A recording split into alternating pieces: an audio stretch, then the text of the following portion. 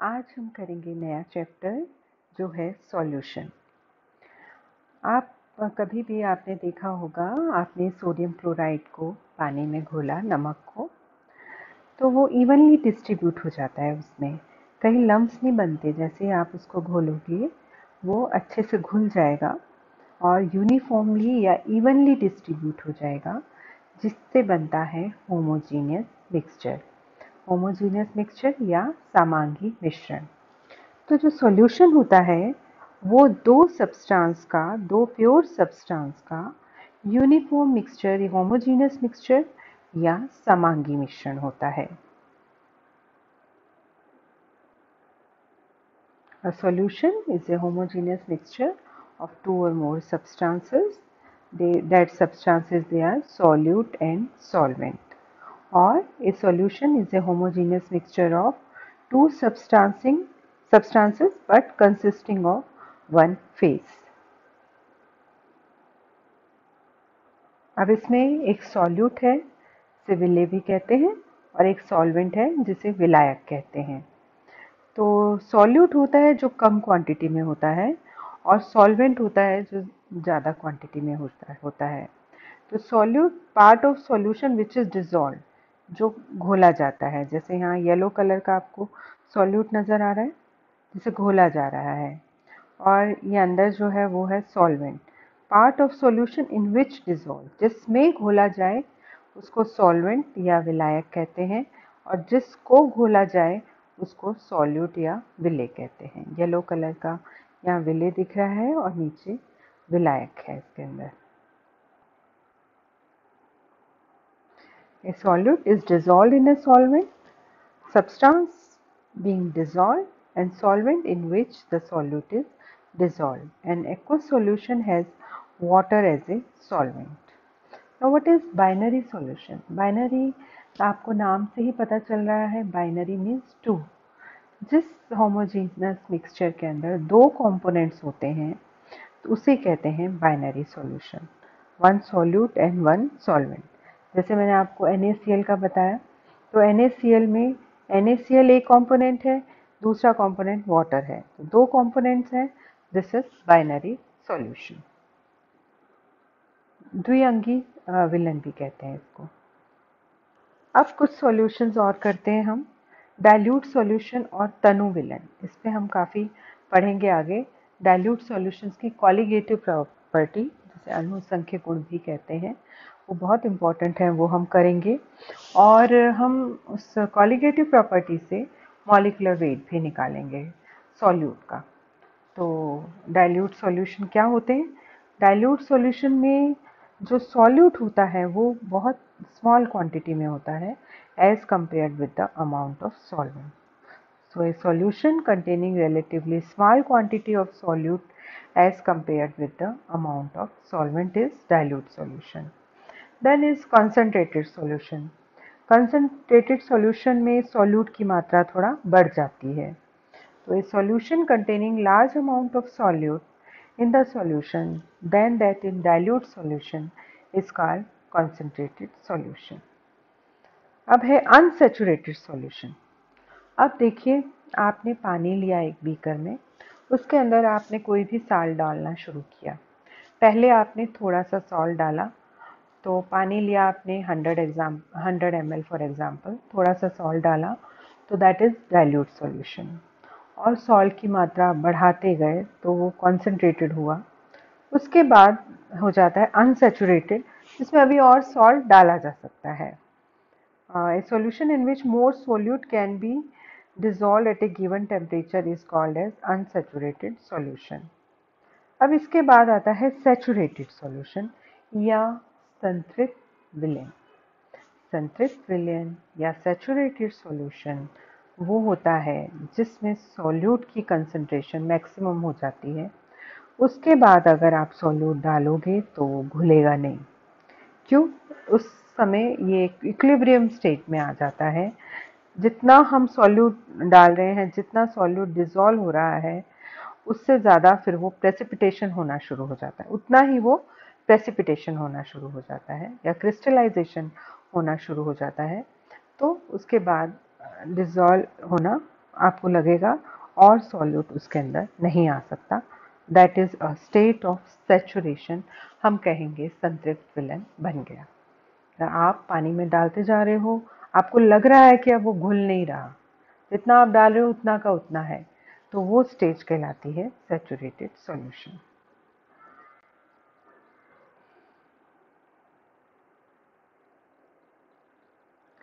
Next है types of solution based on physical states of solute and solvent. वैसे तो कई तरह के सॉल्यूशन होते हैं, लेकिन हम ज़्यादातर करते हैं एक्वस सॉल्यूशन या लिक्विड, जिसमें लिक्विड सॉल्वेंट होता है वो सॉल्यूशन हम ज़्यादा करेंगे। वैसे सॉल्यूशन कई तरह के होते हैं और एग्जाम्पल भी आपको पता ही है। Gas in gas, gas in liquid. Gas in gas air में आप देखते हैं नाइट्रोजन गैस है, ऑक्सीजन गैस है। Gas in gas, gas in liquid, oxygen in water. Oxygen पानी में जब आ गई तो पानी हो गया सॉल्वेंट और गैस हो गई सॉल्यूट।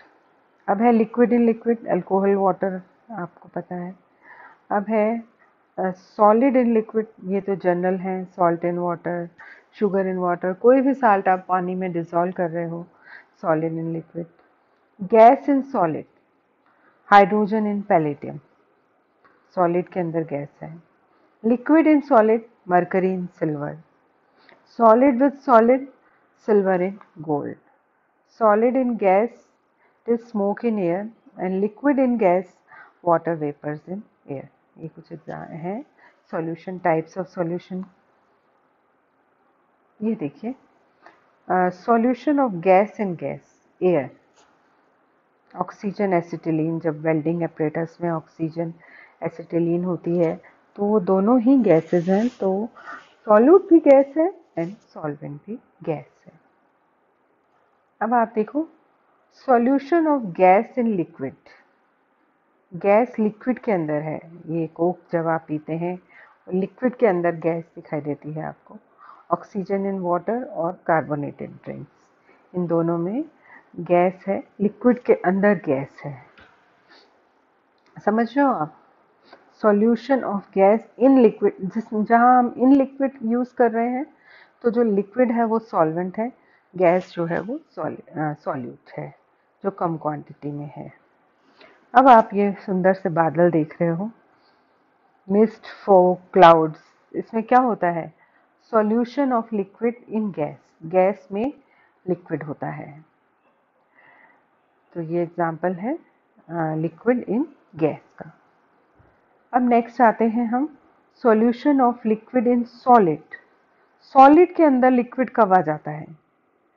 आप बटर में देखते हो, चीज़ में देखते हो, वहाँ ये मरकरी इन सिल्वर, ये सब एग्जाम्पल हैं solution of liquid in solid के अंदर लिक्विड है। अब how does a solution form? क्या होता है जब किसी सॉल्यूट को, ये है सॉल्यूट हमने लिया है सोडियम आयंस, इसको पानी में डाला जाता है, यहाँ कोई भी सॉल्वेंट में डाला जाता है, तो सॉल्वेंट के मॉलिक्यूल सॉल्यूट को चारों तरफ से घेर लेते हैं और इंटरमॉलिक्यूलर फोर्सेस ऑफ अट्रैक्शन लगती हैं दोनों में। तो जहाँ पानी होगा, वाटर है, the ions are hydrated, the ions are solvated surrounded by solvent. If the solvent is water, the ions are hydrated, the intermolecular forces here are ion dipoles. इस केस में आयन डायपोल्स हैं।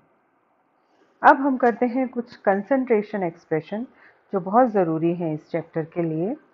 अब concentration में expression में 5 veg हैं expressing concentration. First है mass percentage, then है molarity, capital M से रिप्रेजेंट करेंगे, मोलैलिटी स्मॉल एम से रिप्रेजेंट करेंगे, normality capital N, mole fraction X, X A या एक्स बी से रिप्रेजेंट करेंगे हम। मास परसेंटेज और परसेंटेज एक्सप्रेशन, इसमें क्या होगा कि सॉल्यूट का पार्ट लेंगे आप, कितना सॉल्यूट है और उसका टोटल मास क्या है सॉल्यूशन का, सॉल्यूट और सॉल्वेंट का टोटल मास क्या है, multiplied by 100। percentage expression is an expression of part of solute per 100 parts of the solution. समझ रहे हैं कि एक सॉल्यूट कितने 100 पार्ट में कितना है। जैसे आपने 10 ग्राम सॉल्यूट 90 ग्राम वाटर में लिया। अब हमें 90 ग्राम वाटर में नहीं निकालना, अब हम सॉल्यूट को 100 ग्राम में सॉल्यूट कितना होगा वो निकालना है। जैसे 90 ग्राम में आपका सॉल्यूट है 10 ग्राम, तो आपको क्या निकालना है 100 ग्राम में सॉल्यूट कितना है। तो आपको परसेंटेज है तो 100 पार्ट्स में आपको निकालना है। तो ये W/W एक्सप्रेशन भी हो सकता है, W/वॉल्यूम भी हो सकता है। W/W होगा कि 10 ग्राम सॉल्यूट को 100 ग्राम सॉल्यूशन में निकालना है आपको एक्सप्रेशन, और W/वॉल्यूम होगा 10 ग्राम सॉल्यूट को 100 ml सॉल्यूशन में निकालना है। दोनों केसेस में 100 में तो निकालना है आपको, इसीलिए मास परसेंटेज और परसेंटेज एक्सप्रेशन है ये। इसका हम एक न्यूमेरिकल भी कर लेते हैं। Determine the mass percentage of hexane in A solution containing 11 gram of butane in 110 gram of hexane। तो देखो 110 ग्राम हेक्सेन में, हेक्सेन आपका सॉल्वेंट है और 11 ग्राम ब्यूटेन है वो सॉल्यूट है। मैंने बोला जो कम क्वांटिटी में है वो सॉल्यूट है और जो ज़्यादा क्वांटिटी में है वो सॉल्वेंट है।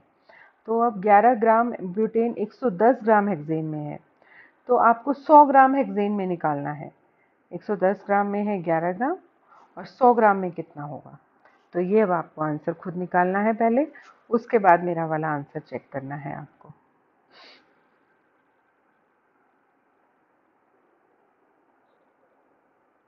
ये देखिए, हाँ, correct answer is 91%। Mass of component in solution 110 gram, 110 plus 11 gram into 100, 91%। Mass percent of component, कौन से कंपोनेंट का आप निकाल रहे हैं मास कंपोनेंट? हेक्सेन का निकाल रहे हैं ना। हेक्सेन 110 ग्राम है और आपको निकालना है टोटल कितना है। 110 ग्राम हेक्सेन है, टोटल कितना है 110 गुना 11 प्लस 11, ये हो गया सॉल्यूशन का, पूरे सॉल्यूशन का वेट। ये एक कंपोनेंट का वेट है, सॉल्यूट या सॉल्वेंट कोई भी ले सकते हैं। परसेंटेज किसी का भी निकाला जा सकता है, सॉल्यूट या सॉल्वेंट का। मैंने आपको समय सॉल्यूट की बात की और यहाँ पर सॉल्वेंट का निकाल रहे हैं। सॉल्वेंट का मास है यहाँ 110 ग्राम और सॉल्वेंट प्लस सॉल्यूट का दोनों का मास है, दोनों को प्लस कर दिया इनटू 100 में 91% हो गया।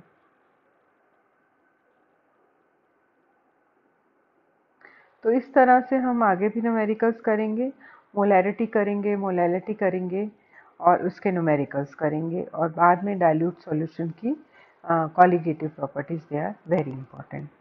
Thank you student, thank you so much.